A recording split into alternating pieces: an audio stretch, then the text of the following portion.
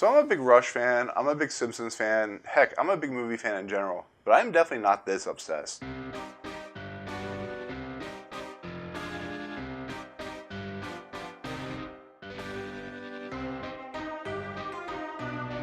What's up guys, welcome to Movie Emporium's movie review of Juliet Naked, the newest film starring Rose Byrne, Ethan Hawke, and Chris O'Dowd. I'm pretty sure you guys have never heard of this movie before, and that's fine because like a lot of these movies are very indie budget. They don't really get well known until the award circuit or the indie circuit and so on and so forth. But I had seen this trailer a couple months ago and I found it fascinating. I really love Ethan Hawke. I think even though his quotes about superhero stuff is insane, I think he's a fantastic actor. You've seen him in the Before trilogy. You've seen him in Training Day. You've seen him in all these movies. Rose Byrne and Chris O'Dowd were both in Bridesmaids, and they're both fantastic actors and actresses. Chris O'Dowd was fantastic in the It Crowd, and Rose Byrne, and so on and so forth. So the basis of the story is Annie, who is played by Rose Byrne, is dating Chris O'Dowd's character, and he's obsessed with this character who is played by Ethan Hawke.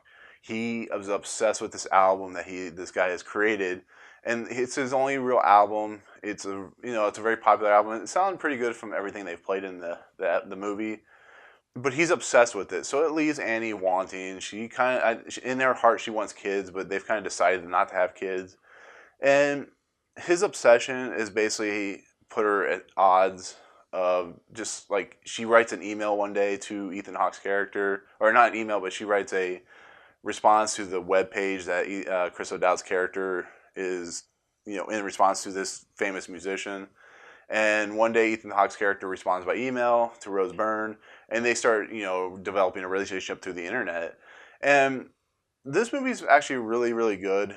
It's really fun. It's not the greatest film in the world. It's kind of like Run Fat Boy Run or Once, where they're really good films, but they're never like gonna win Oscars or anything like that. But you just go to have fun. And Rose Byrne's especially enjoyable in this movie. Chris O'Dowd is being Chris O'Dowd. He's very weird and eccentric, and Ethan Hawke's playing Ethan Hawke basically. But when they start developing the relationship, Ethan Hawke and Rose Byrne's character, he decides that he's going to come over to England because he has illegitimate children, and his one child is getting ready to have a daughter, so he's going to become a grandfather.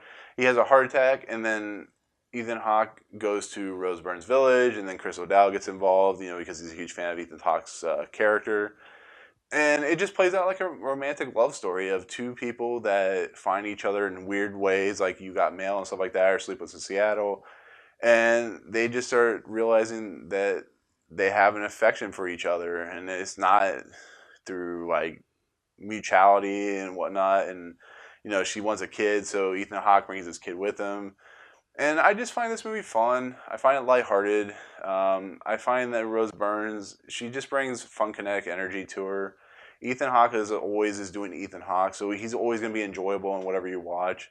And for instance, Ethan Hawke, like I said, he has some darker matter that he has to deal with kids that, like I said, they're illegitimate, so he has to find ways to reconnect with them, but they don't really want to reconnect. It's like the things you do in your past will always come back and haunt you, and we all know that because we've all done stupid things in our childhood and in our past.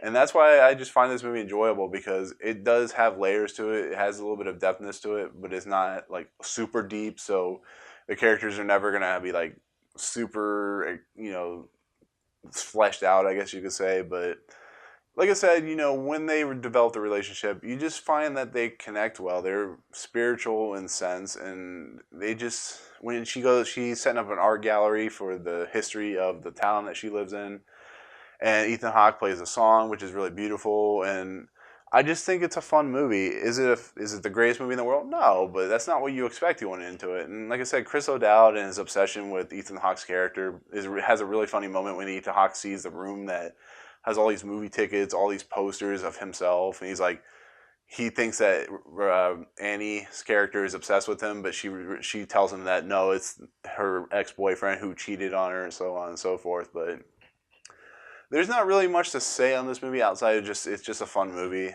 It's a good time. I don't understand why it's rated R. It has a couple F words in it, but I just think the characters are fun to watch. I think the little kid Jackson, who's Ethan Hawke's son, he's a good character actor. He's just having fun as a kid, and when he goes and sees his Ethan Hawke's daughter, when she has a kid, and then the issues with she's dating a musician who runs out on her, and it's like your past comes back to haunt you. But like I said, it's a fun movie. It's definitely worth a watch. It won't be in my top 10, but I will definitely recommend it. Even if you don't like romantic comedies, I think you'll still enjoy it. So, but that's pretty much it on it. Like I said, go see it, or at least see it when it comes out on DVD, because it's definitely worth a watch. So, but that's it on our review of Juliet Naked. If you guys like what you see, as always, remember to rate, subscribe, check us out on YouTube, Audio Boom, Facebook, and Twitter.